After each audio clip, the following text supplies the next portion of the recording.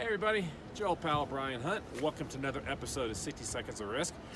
Today I'm on assignment out here in beautiful Breckenridge, Colorado.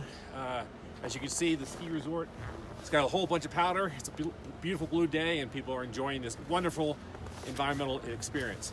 And to that point, I thought this might be a good opportunity to talk about a concept in construction that some people don't necessarily know, understand, or think about, and that's the pollution risk you might have with a job in construction. Now let's go back a little bit. You think about some of my prior videos. We talked in an earlier episode about the difference between exclusion versus endorsement.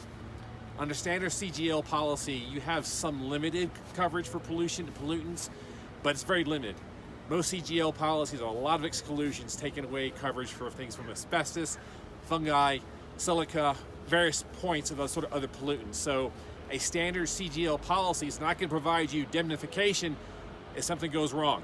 And give you an example, the CGL policy is maybe better suited for, like, say, you've got spilled diesel, like a can of diesel on a job site, and some pollutant that gets in some water. That's some minor cleanup.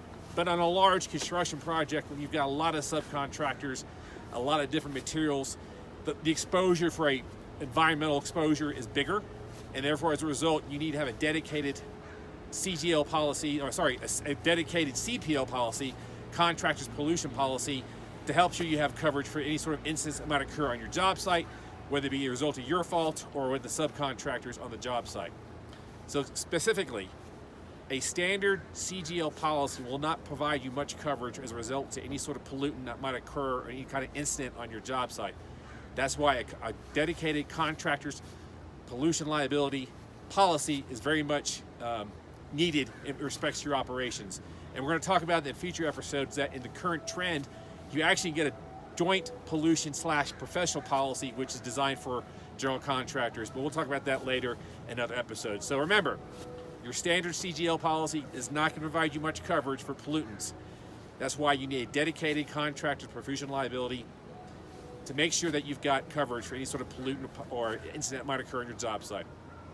As always, I hope you found this beneficial. If there's a certain topic or individual you want me to see on these posts, please let me know on LinkedIn.